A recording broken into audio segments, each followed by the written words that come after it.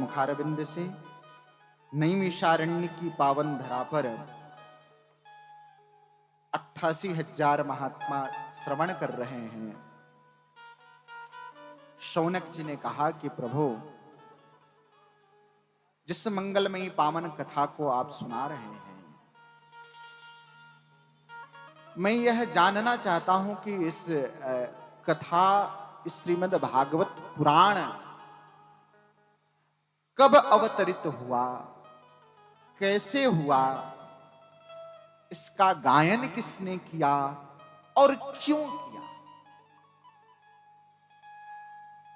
द्वापरे समनुप्राप्ते तृतीय युग पर्यये, कह रहे हैं कि द्वापर के अंत में सरस्वती नदी के तट पर महर्षि वेदव्यास का आश्रम है। महर्षि वेदव्यास जिन्होंने 17 पुराणों की रचना कर दी, जिन्होंने महाभारत जैसे दुर्लभ ग्रंथ की रचना की, ऐसे वेदव्यास जी महाराज अपने आश्रम में बैठे हैं और उनका मन अत्यंत खिन्न है, दुखी है बहुत। संयोग से उनके आश्रम में श्री नारद जी आते हैं। नारद जी महाराज व्यास जी के आश्रम में पहुंचे। श्री व्यास जी ने नारद जी का सत्कार किया। नारद जी ने कहा कि यह व्यास जी महाराज, आपको देख करके लगता है कि आपके हृदय में बहुत असंतोष है।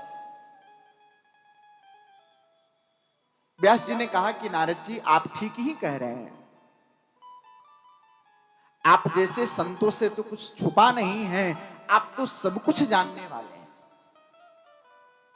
मैंने एक वेद को 4 भाग में विभास से उत्पन्न है और ऋषियों ने समाधि में इन मंत्रों का साक्षात्कार किया। ऐसे अनेक जो संत ऋषि महर्षि जो तप साधना कर रहे थे, उन्हें मंत्रों का साक्षात्कार हुआ। उन्होंने ध्यान में मंत्रों को देखा, किसी ने मंत्रों को लिखा नहीं, वहां मंत्र प्रकट हुए। कहे कि वेद जो है, यही चारों वेद सनातन धर्म के हमारे परम सिद्धांत हैं। और देखो, बहुत ही आश्चर्य का बात है कि हम लोग अपने परंपरा की चीजें, हम सनातन धर्मी, बहुत सारे लोग तो 4 वेदों के नाम भी नहीं जानते होंगे, और 4 वेद के 4 उपवेद हैं, 18 पुराण हैं। इन सब चीजों से हम बहुत दूर हैं। और कोई भी जिनका जाप नियम पूर्वक करने से आज भी वह मंत्र काम करते हैं। हम सब जानते हैं गायत्री मंत्र को, हम सब जानते हैं महामृत्युंजय मंत्र को।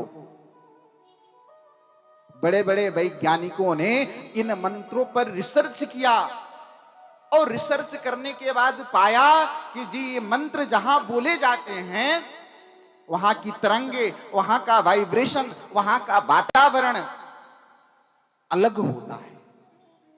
इस मंत्र बोलने वाले व्यक्ति के अंदर, उसके मस्तिष्क में एक सकारात्मक ऊर्जा का संचार होता है।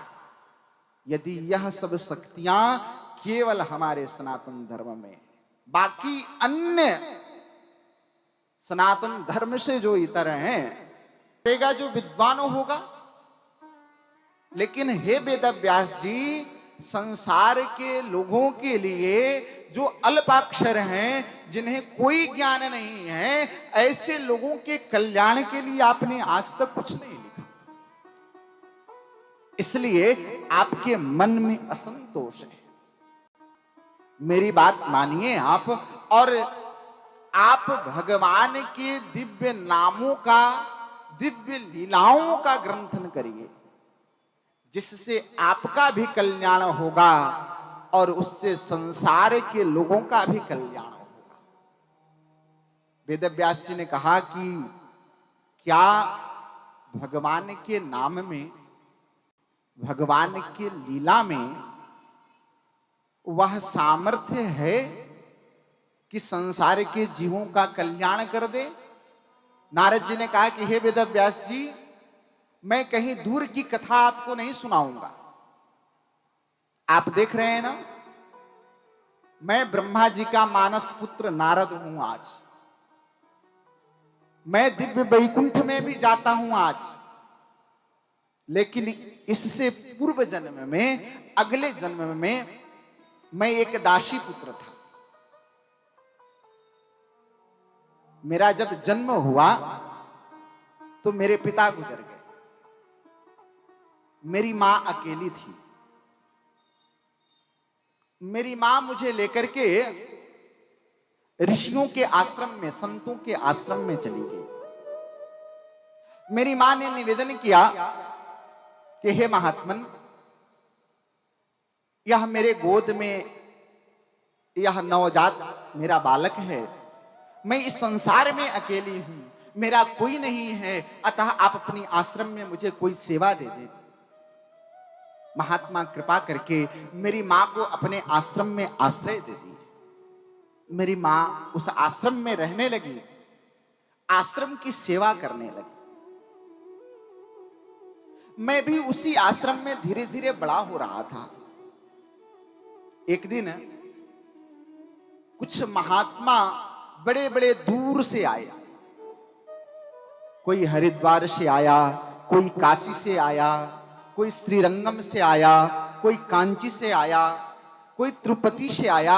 ऐसे बड़े बड़े महात्मा उस आश्रम में उपस्थित हुए। महात्माओं का मेला उस आश्रम में लग गया। महात्मा दिन भर भगवान के नाम का संकीर्तन करते, सायंकाल में बैठ करके कथा सुनाते।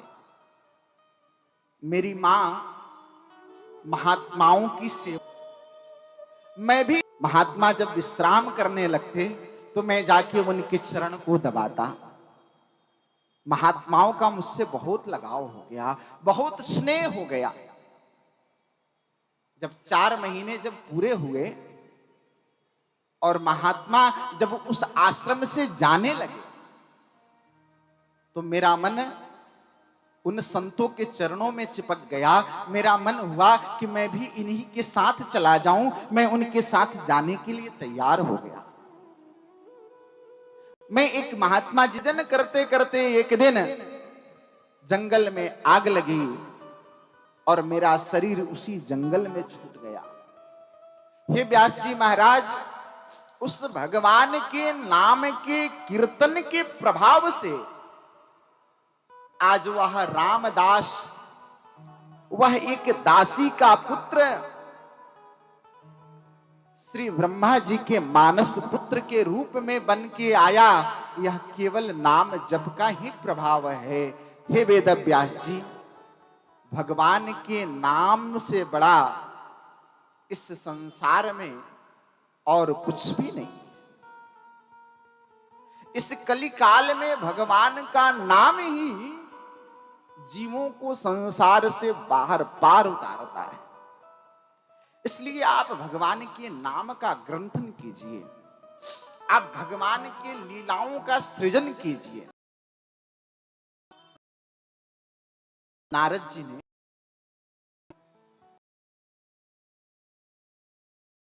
पुराण का उपदेश वेदव्यास जी को किया। पहले श्रीमद् भागवत महापुराण 4 श्लोकों में था, वेदव्यास जी को दिया। वेद व्यास जी ने 4 श्लोकों में ही श्रीमद् भागवत को प्राप्त किया। नारद जी जब चले गए तो वेद व्यास जी सरस्वती नदी के तट पर बैठ करके ध्यान कर रहे थे। ध्यान करते हुए उन्हें बोध प्राप्त हुआ कि श्रीमद् भागवत महापुराण में भगवान और भक्तों के चरित्रों का ग्रंथन करना है। अब यह श्रीमद् भागवत महापुराण कोई सामान्य पुराण तो है नहीं कि भाई इसका ग्रंथन कैसे हो।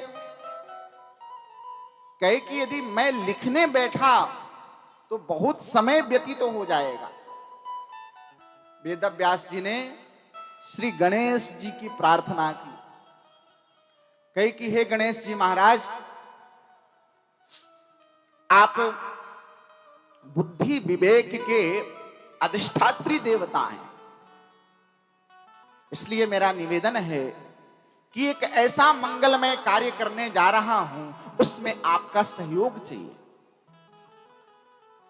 और देखो, लोक मंगल कार्य में सहयोग तो सबका लगता है। आज यह कथा यहां हो रही है, यह लोक मंगल कार्य है और यह लोक मंगल कार्य सबके सहयोग से यह आयोजित हो रहा है। और जो सबके सहयोग से आयोजित हो उसका आनंद ही कुछ अलग है।